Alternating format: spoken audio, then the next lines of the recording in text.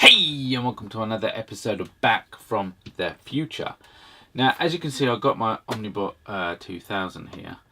Now, a situation occurred. I just recently got this Omnibot 2000, if you saw the last video I made. And I was making room in the studio for it, because it is quite a fairly large droid. Now, the situation was that I was cleaning up the studio, and I'd placed Omnibot 2000 on the floor. My toe had caught the claw on Omnibot 2000, and I heard a snapping sound, and I was like, I went into meltdown.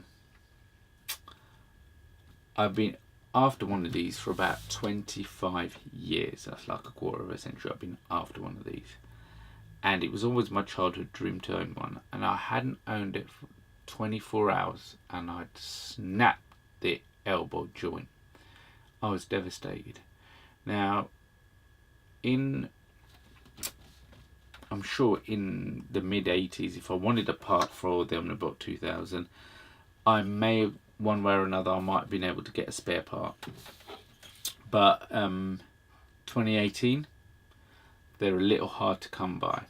Now, if you look at the part here, that the camera can see that, or the close-up picture of it, I'd snapped the shaft on the cog, and I was devastated. And I thought to myself, what can I do? What can I do? How can I get? What can I do?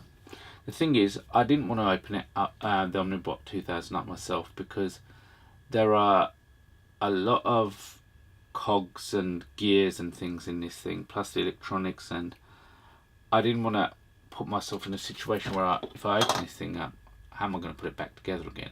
I mean, I did play with it a little bit. I opened its hand up to see, its claw up, and see what's inside, and I was like, managed to put it back together again, and I thought, listen, I need to go through my phone book and make some calls. And then I realised I got a friend who's into a bit of electronics and a bit of 3D printing, D-Candy. And I gave him a call, told him what the situation was. He seemed to think that he could repair it. I was somewhat doubtful, but somewhat hopeful at the same time. Don't know, mix of emotions, mix of cortisol and oxytocin. I don't know what to think. So I was stressed, and I was gutted that I damaged my Omnibot 2000. Now, the thing is, I took it round to my guy, and he had a look at it, took it all apart, and he'd found a broken cog, and he started building one in 3D CAD. And here it is, the finished item. I'm going to have a video in the corner with the 3D printer showing you this being built. Now, I was absolutely gobsmacked. Now, the original one, I could have, if this thing had, like I said, broken in the 80s, I probably would have, if I had one of these, I probably would have glued it back together, and where the crack was, where the two pieces were, I would have got a soldering iron and try to go between the cracks and sort of melt the two ends to get broken ends together. But now, now we live in 2018.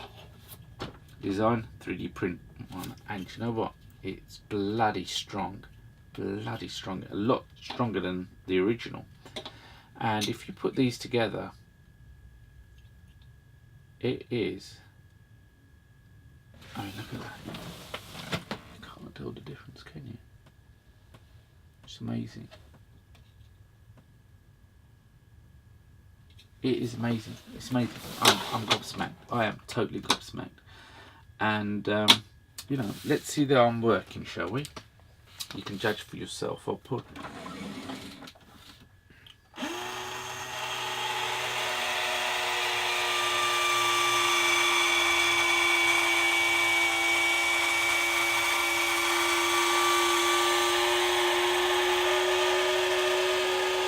And it stops when it reaches its end point at the top.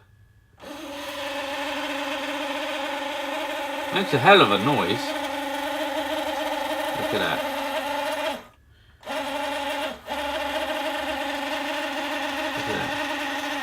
twist as it's going down.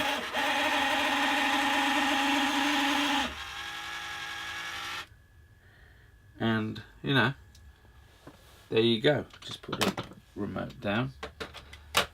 As good as new.